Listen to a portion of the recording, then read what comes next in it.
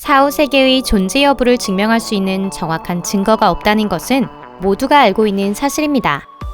이 주제는 언제나 수수께끼에 쌓여있기 때문에 자주 논쟁의 대상에 오르기도 하는데요. 아이가 전생에 기억이 있다고 주장하며 전생에 대해 자세히 말하는 현상도 드물지 않습니다. 대체 이건 무슨 현상일까요? 단순히 아이의 환상에 지나지 않는 걸까요? 아니면 진짜 전생의 기억인 걸까요? 신기한 이야기를 좋아하시는 여러분, 안녕하세요. 오늘도 저희 토픽 채널에 방문해 주셔서 감사합니다. 이번에는 전생의 일을 알고 있었던 아이들에 대해서 소개해 보도록 하겠습니다. 그럼 시작해 볼까요?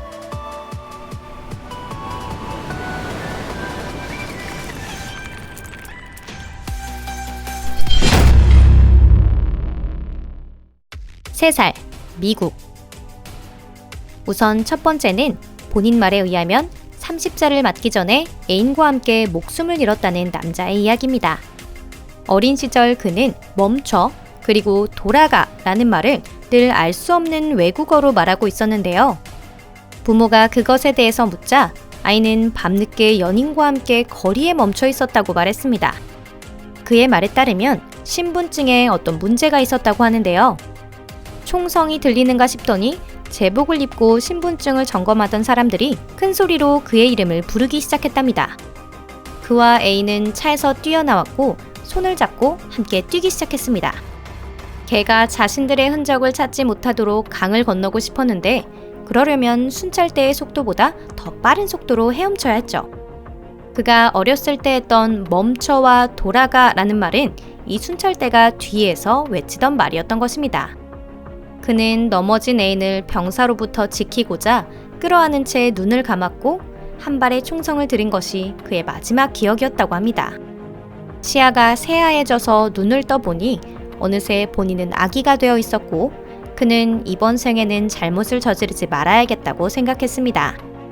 부모님은 후에 그 언어가 체코어였다는 사실을 알게 되었는데요.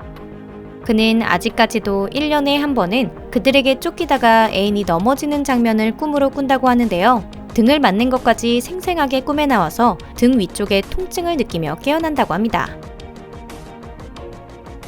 4살, 미국. 얼핏 평범해 보이는 이 남자는 전시 중에 일어난 얘기를 꺼내 베이비시터를 경악시켰습니다. 그가 아직 4살이었을 때 남자아이는 같은 건물의 그림만 그렸는데 단순한 아이의 낙서 같지가 않았다고 합니다. 마치 프로 건축가가 그린 것 같은 실력의 그림이었는데요.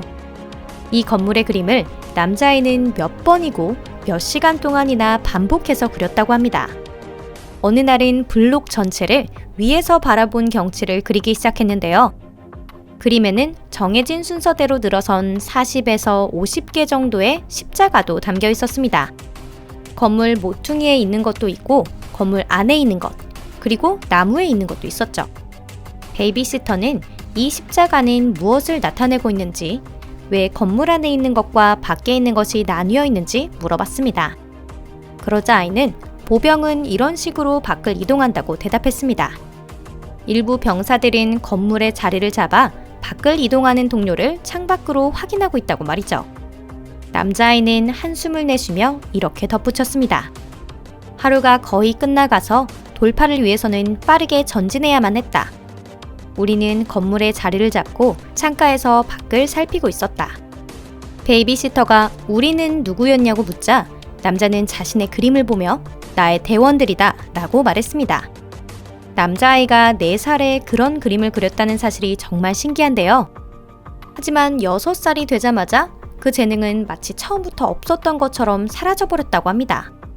남자아이는 점점 아이다운 그림을 그리게 되었고 그 이후에는 관련된 이야기를 단 한 번도 꺼내지 않았습니다. 가족이나 주변 사람 중에도 군인은 없었기 때문에 소년이 그 이야기를 어디에선가 들었을 확률은 아주 적다고 하네요. 3살, 영국. 한 여성이 게시판에 자신의 일화를 소개했습니다. 아들이 3살이었을 때 아버지는 도시 상공을 유람하는 비행기에 아들을 태웠습니다. 비행기가 활주로에 머물러 있는데 갑자기 아들이 자리에서 벗어나 조종사 자리로 기어 올라갔죠. 아버지는 당연하게도 여긴 너의 자리가 아니란다 라고 알려주었는데요. 그러자 아들이 그 말을 듣고 실망하며 이전에 내가 추락하게 만들었으니까? 라고 물었습니다. 그리고 나서 아이는 모두 자기 때문에 죽었다며 울부짖기 시작했습니다. 그대로 울면서 비행기에서 뛰쳐나와 비행장 건물로 돌아갔죠. 아버지는 비행기를 조종하면 안 되는 이유는 발이 페달에 닿지 않기 때문이야 라며 아들을 진정시켰습니다. 그리고 다시 비행기에 올라타니 남자아이는 이어폰을 달라고 부탁하며 마치 정말 프로 같은 행동을 보였는데요. 조종사가 항공교통관제사와 데이터를 교환할 때 자주 쓰는 말들을 사용하기도 했습니다. 그리고 그로부터 3년 뒤, 가족이 함께 항공박물관을 방문했는데 6살이 된 아들은 제2차 세계대전 때 영국 비행기 모델에 대한 질문을 박물관 직원에게 퍼붓기 시작했죠.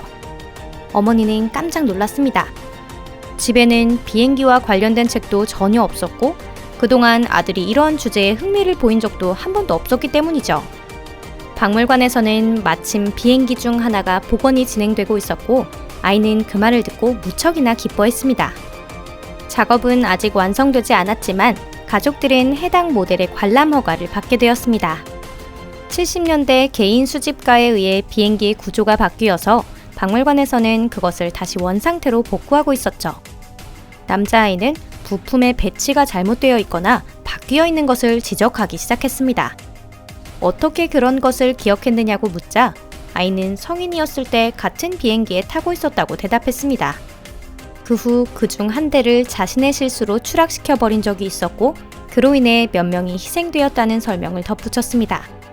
그로부터 몇 년 후 부모님은 아들에게 이 일에 대해서 다시 물었지만 박물관에 나간 것은 기억하고 있지만 옛날 자신이 어른이었다는 것에 대해서는 아무것도 기억나지 않는다고 답했다고 합니다.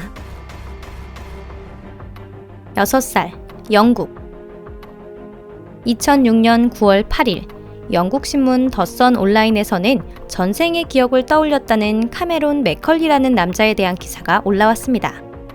남자아이는 전에 어머니나 가족, 바다 근처에 있는 하얀 집 등에 대해 설명했죠. 하지만 이들 중 현실에 존재하는 것은 아무것도 없었습니다. 아이가 말했던 곳은 자신도 가족 누구도 찾은 적이 없었는데 그 장소라는 곳이 아이가 사는 집에서 300km나 떨어진 스코틀랜드 연안에 있는 바라섬이었기 때문입니다. 카메론은 전생의 부모와 아버지의 죽음에 대해서, 형제나 자매에 대해서도 말했습니다. 그는 자신이 말하는 전의 어머니란 전생의 어머니를 말하는 것이라며 지금의 어머니에게 바라섬에 데리고 가달라고 계속해서 부탁했죠. 어머니는 결국 심리학자이자 환생현상의 전문가인 미국 버지니아 대학의 짐 터커 박사와 함께 바라섬에 가기로 결심합니다. 비행기는 바라섬에서 카메론이 말했던 바로 그 장소에 착륙했죠. 약간의 탐색 끝에 그가 말했던 로버트슨 일가의 집이 해안에서 발견되었습니다. 카메론은 곧바로 이 집이라고 말하며 기쁨에 젖었습니다.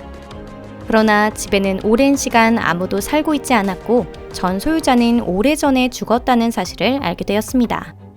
그들은 아이의 안내를 받아 집 안으로 들어갔는데요. 카메론에게는 익숙한 집이었기 때문에 방 구석구석까지 훤히 깨뚫고 있었습니다. 카메론의 말대로 욕실이 3개 있었고 그의 방 창문에서는 바다가 보였죠. 가족이 글래스고로 돌아온 뒤로 카메론은 진정을 찾았고 더 이상 바라섬에 가고 싶다는 말은 하지 않게 되었습니다. 이것이 단순한 자신의 공상이 아님을 어머니도 형제도 이해하게 되었으니 말입니다. 오늘 영상은 여기까지입니다. 끝까지 시청해주셔서 감사합니다. 이번 영상도 마음에 드셨다면 좋겠네요. 이러한 현상이 일어나는 이유에 대한 분명한 근거는 아직 존재하지 않습니다. 많은 가설과 추측이 있을 뿐인데요. 혹시 여러분 중에서도 전생의 기억을 갖고 있는 분이 계신가요? 만약 있으시다면 댓글로 남겨주세요. 함께 이야기 나눌 수 있으면 좋겠습니다. 그럼 다음 영상에서 다시 찾아뵐게요. 여러분들은 과거에 얽매이기보다는 현재를 살아가셨으면 좋겠습니다. 그럼 정말 안녕히 계세요.